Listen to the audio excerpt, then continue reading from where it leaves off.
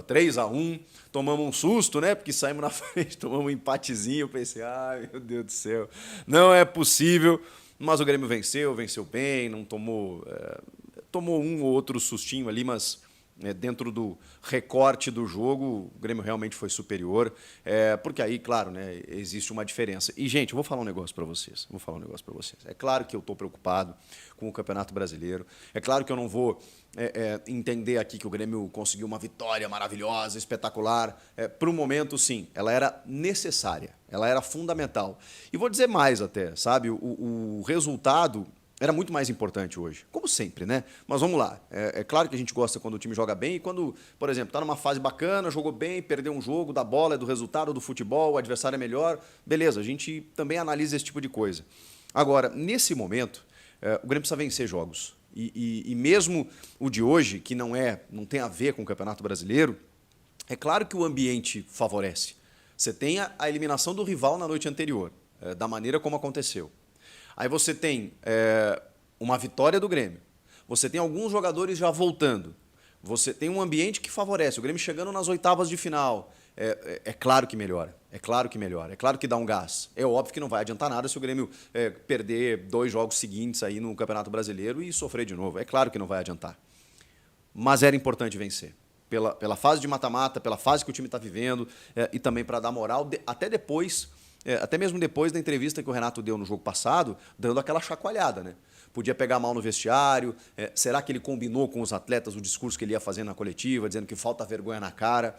Hoje ele explicou que essa expressão ela foi genérica, ela foi para todo mundo, porque ele estava com vergonha de chegar no hotel, então a vergonha na cara é de vestir a camisa do Grêmio, ele não individualizou, mas a gente sabe que existem algumas situações, né, que o Renato está descontente com alguns jogadores. O Renato mexeu nas laterais. Mas, segundo ele também, de uma forma mais aí agora, né, de gestão de grupo, porque ele deu a porrada, veio a vitória, agora ele precisa assoprar, né? Porque, claro, ele não pode perder o grupo de jogadores e a gente sabe como o Renato é hábil nesse aspecto. Eu não sei como é a conversa no vestiário, não sei como é que está o clima no vestiário, mas ele bateu muito forte na entrevista passada. Dessa, ele argumentou as trocas pela questão física, pela questão dos muitos jogos, né? O Grêmio preservou alguns jogadores para o jogo contra o São Paulo. Ele sabe que o Cristaldo, por exemplo, é um jogador que estava próximo de estourar e agora sentiu uma lesão. O Galdino sentiu lesão. O Edenilson sentiu uma lesão, saiu no primeiro tempo. Ainda, na verdade, ele sente no primeiro tempo, fica até o intervalo e acaba substituído pelo Gustavinho. E tem jogadores que, enfim, estão para voltar. O Fábio, por exemplo, foi um que voltou, porque ele trocou as laterais, né? Ele tirou o Reinaldo, muito contestado pela torcida, que realmente não vem jogando absolutamente nada. A informação é que o Grêmio está no mercado buscando um lateral esquerdo, porque o Mike que jogou também não é uma solução. O Mike veio do Guarani, é um cara voluntarioso e tal, mas no máximo, assim, tem dificuldades técnicas terríveis. E o Reinaldo está numa fase horrorosa. O Reinaldo, defensivamente, sempre foi carente, deficiente. E ofensivamente, o Reinaldo ainda fazia os seus gols, cobrava pênalti muito bem, bate muito bem na bola. Nem assim o Reinaldo tem ajudado. E na marcação, então, ele está sendo péssimo, horroroso. E o último jogo, né, o jogo contra o Cruzeiro, tomar um gol de cabeça do Ramiro, meio que decretou que o Grêmio precisava de um lateral. Só que hoje o Fábio, voltando de lesão, ele tira o João Pedro, talvez... Ele argumentou por isso, tá? Pela parte física, eu espero, porque o João Pedro, para mim, é o melhor lateral direito que o Grêmio tem. Só que aí o Fábio entra, né? O Fábio a gente sabe que na esquerda, por exemplo, é um cara que jogou muito bem na Libertadores, lá naquele jogo contra o Estudiantes, e faz as duas laterais, um cara experiente. Perdeu na bola aérea também, né, no gol do Ronaldo, que foi o gol de empate do Operário. Então, assim, o Grêmio tem um terrível problema na bola aérea e não tem a ver só com os zagueiros, né? Tem a ver com as laterais também. Então ele mexeu, botou o Fábio na direita, o Mike na esquerda e, cara, o resultado não foi o melhor possível. Mas talvez o Reinaldo e o João Pedro tenham sido preservados para o jogo contra o São Paulo, que é na quarta-feira, e que o Grêmio precisa desesperadamente vencer. A dupla de zaga foi Jeromel e Kahneman, e quando... É muito louco, né? A parada de confiança. Eu sei que o Jeromel está terminando a carreira e tal, né? Mas aí eu olho e falo assim, Jeromel e Kahneman na zaga, a gente não perde esse jogo. Porque tem sido raro os dois atuarem juntos. Aí você vê um jogo de Copa, um jogo de mata, com o Jeromel capitão, o Kahneman do lado, eu falei assim, não perdemos esse jogo. Mas não perdemos mesmo, porque eles perdem muito poucos jogos na história deles. É que nos últimos anos, em que o Grêmio enfrentou muitas dificuldades, um muitas vezes não pôde fazer companhia para o outro. Quando eles estão juntos, e o Jeromel teve algumas antecipações no jogo que foram fantásticas. Assim. Ele é impressionante. Aí o meio de campo, o Renato também muda. Porque aí ele abre o meio campo com o PP, que tem toque de bola, mais qualidade, mas o Vila Sante, né? E o Edenilson. O Edenilson sendo meio Cristaldo, finalmente jogando na dele, né? Não é necessariamente a dele, né? O Edenilson funciona mais, na minha opinião, como um segundo homem. Mas ele também foi esse cara de condução de bola, chegou a aparecer em alguns momentos importantes pelo lado direito, né? E acabou sentindo substituído pelo Gustavo Nunes. Na frente, Pavon, Soteldo e Galdino como um falso 9 ali e tudo mais. Cara, não tenho o que falar do ataque, porque o Pavon foi um cara muito envolvido no jogo, como normalmente é. O Renato às vezes marca ele na paleta, talvez por exigir que ele entregue na ausência do Soteldo, como a gente teve nos últimos jogos, do Cristaldo especialmente, que ele seja a referência técnica, né? O Pavon não é um craque de bola. Eu gosto muito desse jogador, tá? Desde que ele surgiu no Boca. Mas o que me agrada no Pavon é que eu nunca vi falta de envolvimento dele, falta de entrega. E no jogo, cara, ele comeu a bola. Ele buscou, deu carrinho, marcou, atacou, cobrou um pênalti mas fez um gol de pênalti. Bom, fala isso pro rival, que faz um gol de pênalti, assim é fácil. Pois é, chegou lá e resolveu, botou na marca da cal, afundou o goleiro e acabou, resolveu. Ali o Grêmio abre o placar, gol do Pavon. E o Pavon foi esse cara no jogo. Não sei se a declaração do Renato, não sei se a conversa no vestiário, não sei o que aconteceu.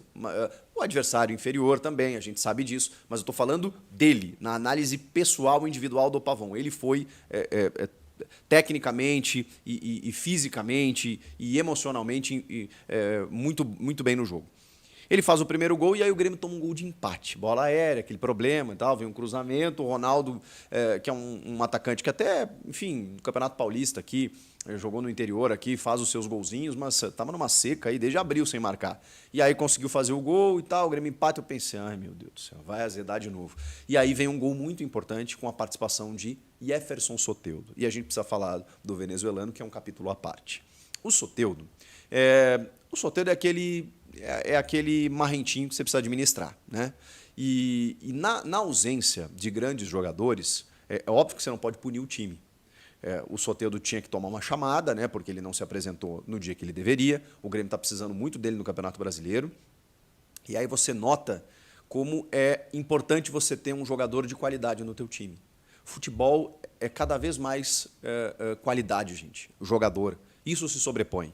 Eu sei que muitas vezes o aspecto tático ele é importante, a questão física, é um combo, na verdade, né? Mas, cara, é só você olhar os principais times do Brasil hoje e olhar para os times. O treinador ele vai conseguir, diante de um trabalho magnífico, elevar um pouco o nível desses atletas. Mas, assim, você pega um Bahia, por exemplo. Por que o Bahia está no G4? Por que o Bahia está na parte de cima da tabela? Porque os caras gastaram, porque os caras contrataram, porque os caras têm Cauli, Caio Alexandre, Everton Ribeiro. Então, assim, e tem um técnico, obviamente, o Rogério Ceni, que está fazendo um trabalho espetacular. Mas tem qualidade no elenco, tem investimento. O Bahia hoje, até pelo investimento, né, ele bate de frente, ele leva jogadores que muitas vezes poderiam ir para outros mercados. O mesmo vale para o Fortaleza. Então, futebol, infelizmente, hoje é dinheiro. E se não contratar, e se você ficar dependendo da base, pode surgir uma joia ou outra, mas tem menino que também sente a pressão. Se você ficar dependendo com todo o respeito, de Galdino, de Natan Pescador, sabe, de Reinaldo, de João Pedro Galvão, cara, a coisa não ia acontecer. Voltou um desses caras importantes, que é o Soteldo, e, de novo, fazendo a ressalva do adversário, mas, cara, ele resolveu. E aí, o gol do Galdino é um gol que ele está por dentro, e ele foi incisivo pela ponta esquerda em várias oportunidades. Ele criou muitas chances para o Grêmio, que era o que faltava, né? Mesmo tendo o Natan Fernandes, mesmo o Gustavinho pelos lados do campo, em vários jogos, muito importante. Mas, cara, em vários jogos era o Galdino, era o Pavon e o João Pedro Galvão. Como é que você pretende ganhar jogo? Assim, era só o Pavon numa qualidade um pouquinho superior. E eu sei que o Galdino fez um gol importante, eu sei que o Galdino, às vezes, consegue entregar, mas, cara, o Galdino tem um nível abaixo em relação aos demais. E fez um gol importante realmente, mas recebeu uma bola do Soteldo, como eu disse, caiu por dentro, driblou a marcação, enganou a marcação e deu um toque deixando o Galdino na cara do goleiro. Ali era só fazer. Então, assim, eu não quero desmerecer o gol do Galdino, mas a jogada foi toda do Soteldo. E ali o Grêmio consegue reagir imediatamente. Isso foi importante. O gol maravilhoso na hora certa, porque toma um empate dá aquela... Puxa vida, será que vem um fantasma, né, literalmente, né, no caso do Operário, e aí o Grêmio faz o 2-1.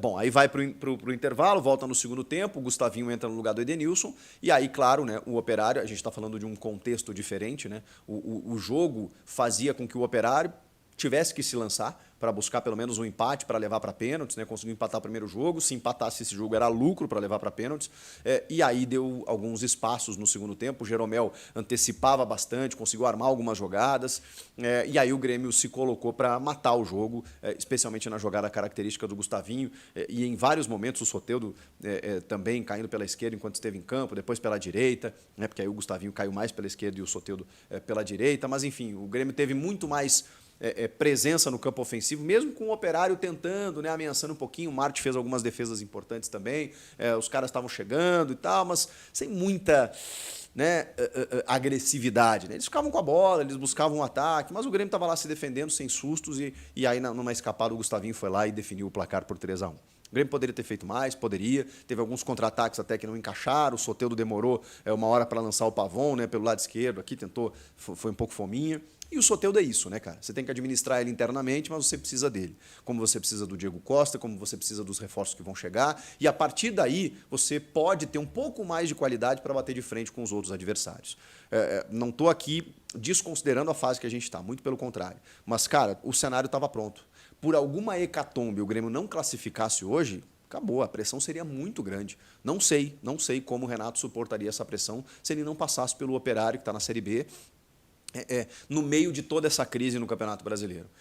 Então, quando ele fala que o Grêmio ganhou o Gauchão, classificou na Libertadores e classificou na Copa do Brasil, é um fato. E que precisa melhorar no Brasileiro também é um fato. Então, o Grêmio melhorando no Brasileiro não pode ser rebaixado. Agora, melhorando no Brasileiro daqui para frente, você vai ver que tudo isso, a gente vai olhar para o lado e vai falar assim, caramba, não está tão ruim assim.